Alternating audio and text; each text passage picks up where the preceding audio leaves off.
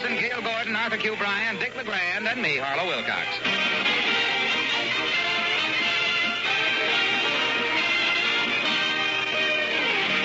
The show opens with Be Young Again.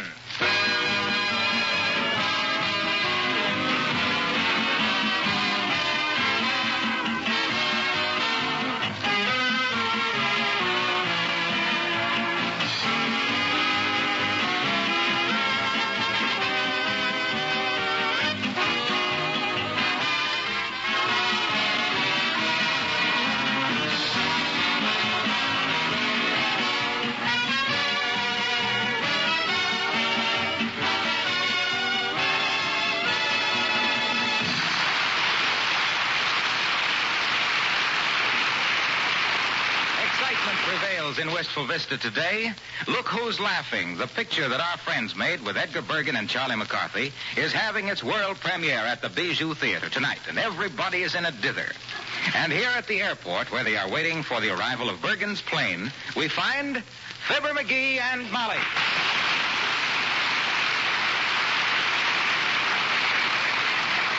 Oh, my, this is an interesting place, McGee. You know, we ought to come out here oftener. I think so, too. More planes. Oh, boy. Did you see that one, Molly? Yeah. That's one of them new military planes. One of the HIC-TIGs. The what? Yeah. HIC-TIG? Yeah. Here it comes, and there it goes. I'm thinking about buying a plane myself. Imagine me getting a sudden call to Washington, packing my bag, dashing out here to the airport, and leaping into my plane. Out the other side and down to the railroad station. With me on your heels. No, dearie. You stay down here where the terra is firma. Yeah, but Bergen says... Mr. Bergen isn't married. Maybe he ain't now, but wait till Mrs. Uppington goes to work on him.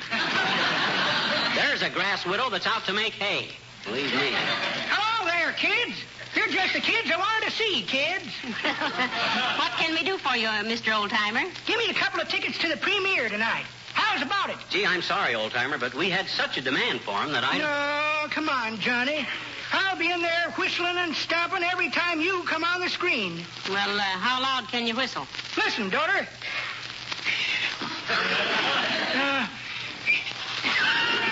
Well, I can stomp and holler, can't I? Well, I'll see if I can find you a couple later on, old-timer. Just now we're waiting for Bergen and McCarthy. Oh, they flying in? No, they're coming by rowboat. We came out here to throw them a rope. That's pretty good, daughter, you sassy little minx. But that ain't the way I heard it. The way I heard it, one feller says to t'other feller, say, says, I see where... Oh, is that so, says t'other feller. What makes you think that the other was on... Well, says the first feller, if they ever get out there... Make mine with onions.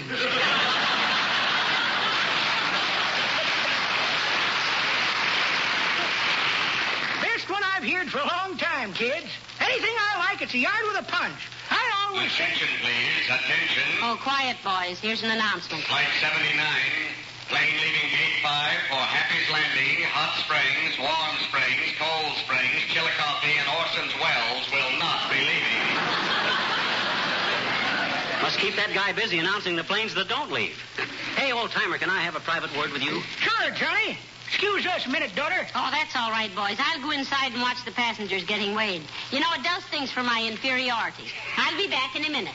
Well, what's on your mind, Johnny? Look, I'll get you a couple of tickets for the premiere on one condition, old-timer. You want to make a deal? I'll do anything that's honest and above board, Johnny. Otherwise, it'll cost you 3 tickets. Look, when the picture is over, you walk back and forth amongst the people out in the lobby, see, and rave about how good I look on the screen. What do you say? 3 tickets. Okay, 3 tickets then. But it won't hurt your conscience any. I am good. Now remember, all you got to say is something like, boy, that McGee is a great actor, ain't he? Good and loud. You got it? I got it. Hey, that McGee is a great actor. Ain't he good and loud? No. You say it good and loud. Oh, So all the newspaper guys will hear it. Oh, yeah. Now, here's the 3 tickets. Right. And don't let me down. Okay. I'll be in there pitching, Johnny. I'll give you a build-up that'll make Gary Cooper get on his horse and ride away into the sunset.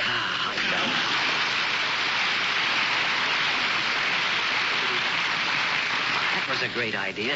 Well, maybe it ain't strictly ethical, but... Well, why ain't it ethical? Well, shucks, it's just publicity, ain't it? Well, yeah, but it's kind of underhanded. What's underhanded about it? Well, it's almost bribery. It ain't any such thing as bribery. All I done was... McGee, what are you so excited about? You're all red in the face. Oh, I was just having a little argument. I'm the most unreasonable guy to argue with. Wait, he's landing at the far end of the field. Well, let's run out and meet him. No, wait here. He'll taxi up to the gate. What? Take a taxi for that little way? That's too extravagant. Come on.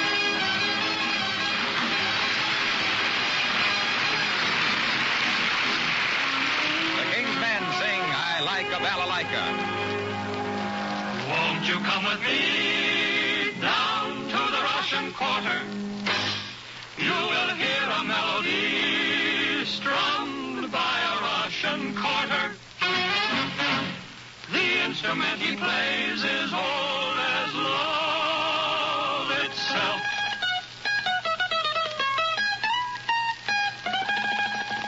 It's called a balalaika. I'm speaking for myself. I like a balalaika, a Russian balalaika, because the gal I like likes to hear a balalaika playing like a balalaika play. They play a passionata, concerto or sonata. They sing an awful lot of notes, and that is why I like to listen when a balalaika play. You know that steel guitars don't go with Sam. Oh, the balalaika is all you'll hear in good old Russian atmosphere. Oh, the balalaikas, come here on to taste delight, not waste the night.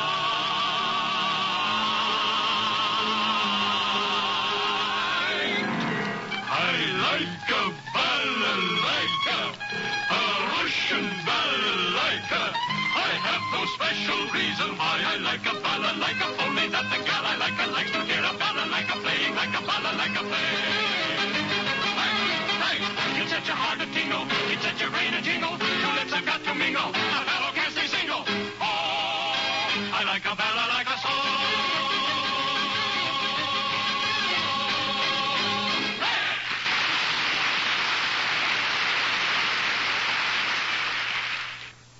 Hey, where's Bergen and McCarthy, Molly? They're up in Uncle Dennis's room. He won't be here tonight. He won't? No. He said he had an all-night gin rummy session, and between the two, he probably wouldn't be home. Oh, McGee, here's Mr. Bergen and Charlie. Oh, hi,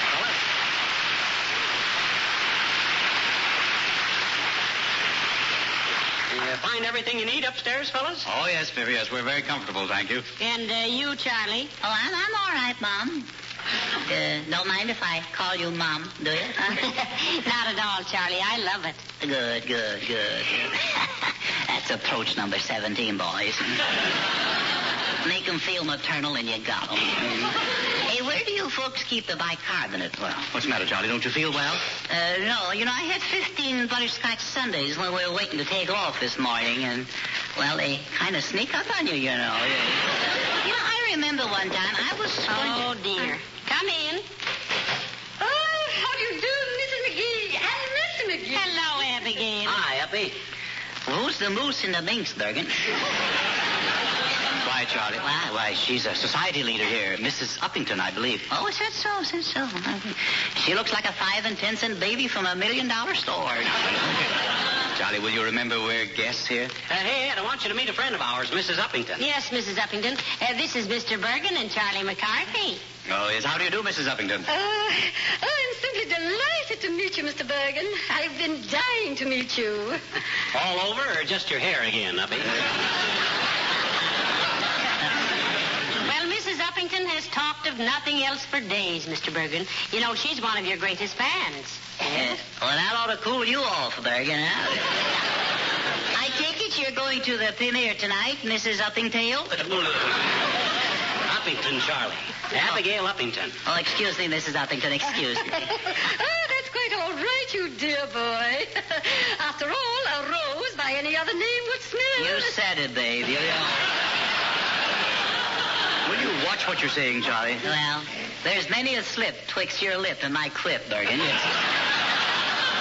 know that. Charlie is such an irrepressible little fella, Abigail. Of course, my dear, I understand. Oh, and I'm so glad I met them, so I could invite you all over to my home after the theater tonight for midnight supper. Oh, well, thanks, Uppy. We'll be there. I always have an appetite after watching one of my performances, Uppy. You ought to. You're strictly from hunger.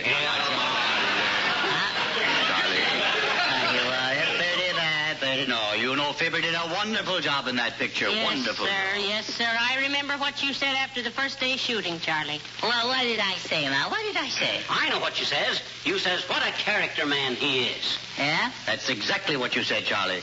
No, not exactly. No, not exactly. Well, what I said was, man, what a character he is. I know. Well, how about this midnight supper, Bergen? Shall we sneak over to Snook's for a snack? Well, of course. Huh? Sure. And they have some lamps. Huh? Yes, we'll be there, Mrs. Uppington, and thank you. Oh, splendid, splendid. And it will be such a lovely night. I do want you to see my garden by moonlight, Mr. Bergen. Well, see you there. Hasta la Wistful Vista, as we say in Spain.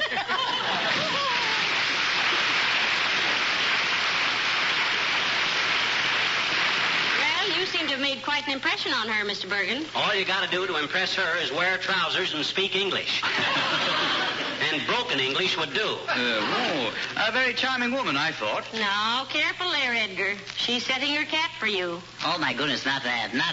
Well, what's wrong with that, Charlie? Did you ever see Bergen in a cap? I've seen Ed in a cap, and I thought he looked pretty smooth, Charlie. Well, he looks a lot smoother without it.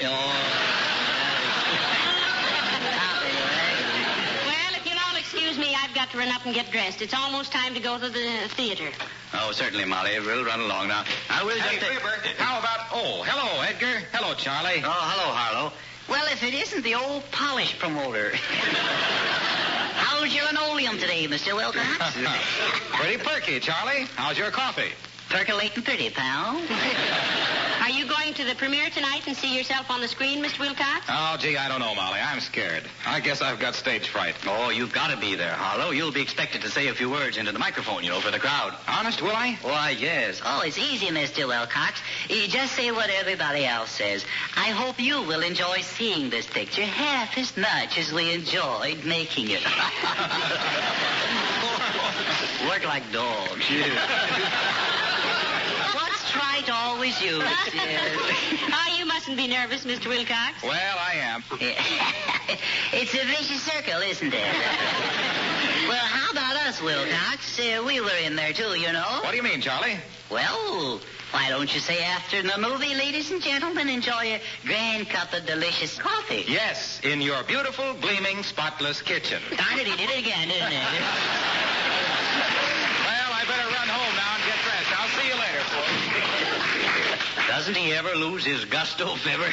No. Well, I simply must be getting dressed, and you boys had better be getting into your dinner clothes, too. I believe you're right, Molly. Come on, Charlie. Go ahead, Bergen, go ahead. I'm going to wear pajamas. Oh, but pajamas aren't dinner clothes, Charlie. Well, they are if you eat in bed. But now go away, all of you. There's a book here I want to read. What is it, Charlie? Well, it's Peoria High School Annual for 1912. It's a murder story. That's what it is. What do you mean, a murder story? Well, look at this picture, you. It kills me. Come on, Molly. Come on, Ed. He's a character. Peoria High School.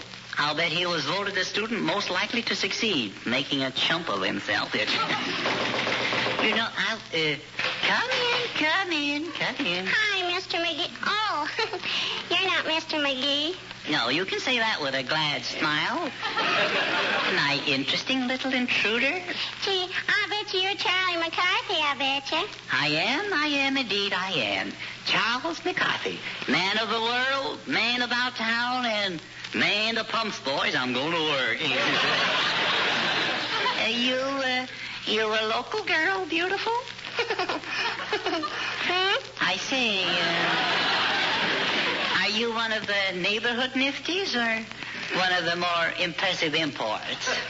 Not that I don't want to be personal, because I do. Well, I live in that that greenhouse across the street. Is that so? A greenhouse, huh? Most appropriate, I blooming well think, my blossom. You mean as a bouquet, I'm okay, huh? Yeah. You're the girl of my dreams. Let's take a walk in my sleep sometime. How's about a date for the premiere tonight, huh? Oh, I bet you don't want to go out with me, Mr. McCarthy. Oh, come. Let's not stand on formality. Let's jump on its face. Call me Charlie, huh? Or better than that, wouldn't you like to call me Chuck, huh? Yes, I would, Chuck. No, not Woodchuck.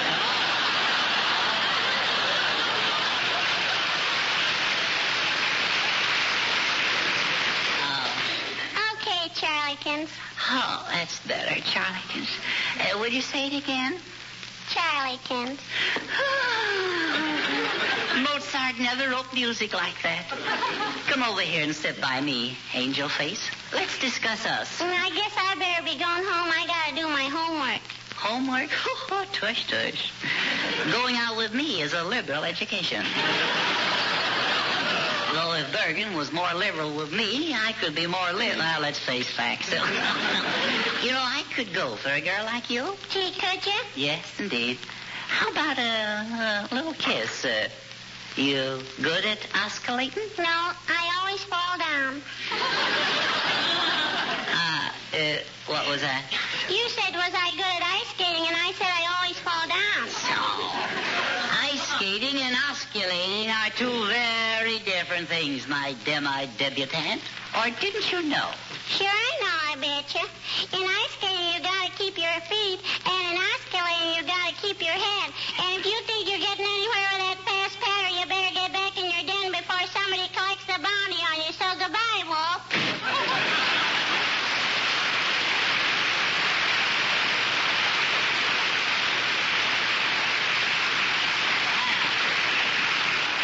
Scuttle my schooner and call it no sail. Hey, Bergen, lay on my evening clothes. I'm going with you.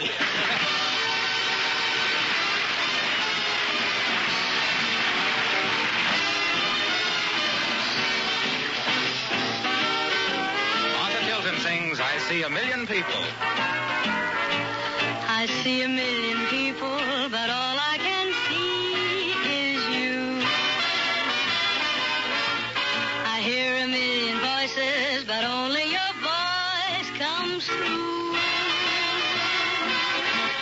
I wait for your footstep, I've waited before. I know that it's you.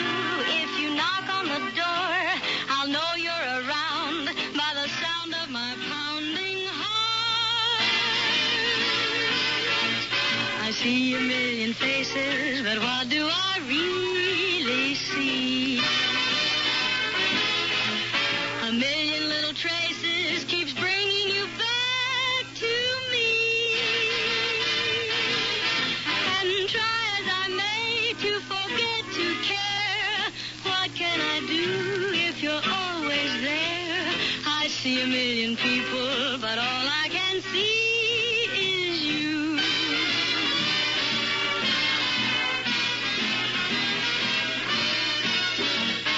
I've tried on my own to go it alone. I've tried to get lost in a crowd. But even when I wander the roaring streets, the picture of you repeats. I see a million faces, but what do I really see? A million little traces keeps bringing you back to me. And try as I may to forget to care, what can I do if you're always there? I see a million people, a million little traces, a million kinds of voices, and 100 million faces, but all I can see is you.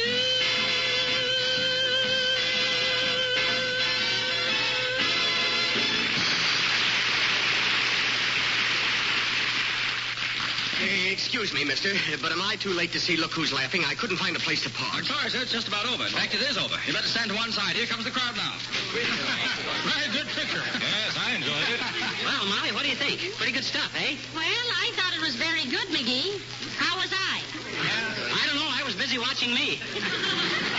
How was I? I don't know, and for the same reason. Oh, hello, Mayor Latrivia. Did you like the picture? Yes, indeed, Mrs. McGee. I thought you did a simply splendid piece of work. How about me, Trivial? Is it true what they say about me being another Barrymore? It's possible, if there must be another Barrymore. Good night. Good night, Mrs. McGee. Good night, Mayor. McGee, where are you going? In the box office. I want to use the telephone and call the newspapers. Going to tell them what a success it was. Come on, Molly. I'll tell them. Hey, Bud, you mind if I use your telephone? Who are you? Don't you know? He was the star of the picture tonight. Yeah. Oh, yes. I didn't recognize him, Mr. Bergen. Go right ahead and use the phone. Oh. Hurry up, McGee. I want to go out and hear what people are saying. Okay. Hello, operator. Give me the Wistful Vista Gazette or the... Huh? Oh, is that you, Mert? You're at a time like this. How's every little thing, Mert? It is, eh? What's that, Mert? Your brother. Thrown in the Hoosgow, eh? Oh, heavenly days. What for, McGee? The police force elected him king of the cops for 1941, and they're building him a throne in the Hoosgow. They're building him a throne in the Hoosgow. Say, Mert? Line's all busy. Okay, I'll call later. Goodbye, Mert. Why don't you do it again? Come on, Molly.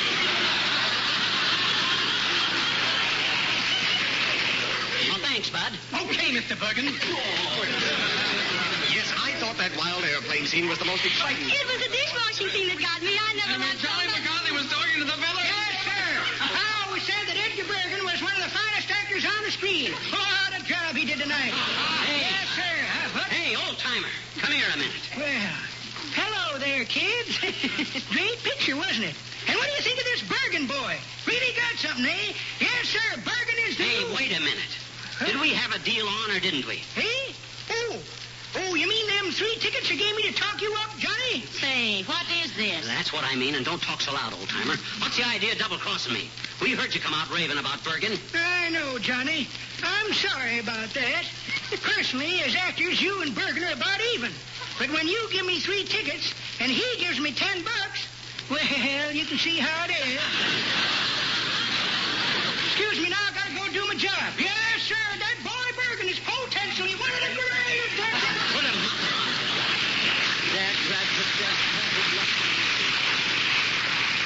Well, I'll be a monkey's uncle. Yes, and I hope your nephew is proud of you. Now, come on.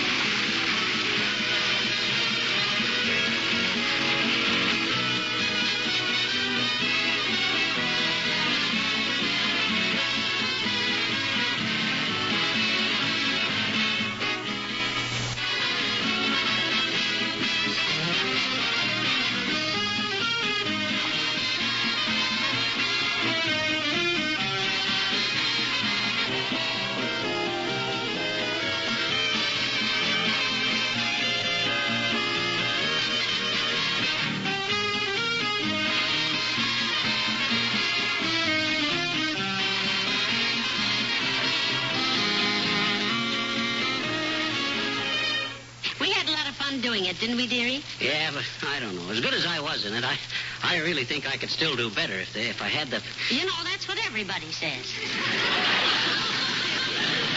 They do? Gee, ain't that wonderful? Oh, say, McGee, Huh? I almost forgot. Huh? RKO called this morning, and they want you to come back. Hot dog. They do? To make another picture? No. You left your correspondence course in how to act in the dressing room. Oh, so. Good night. Good night, all.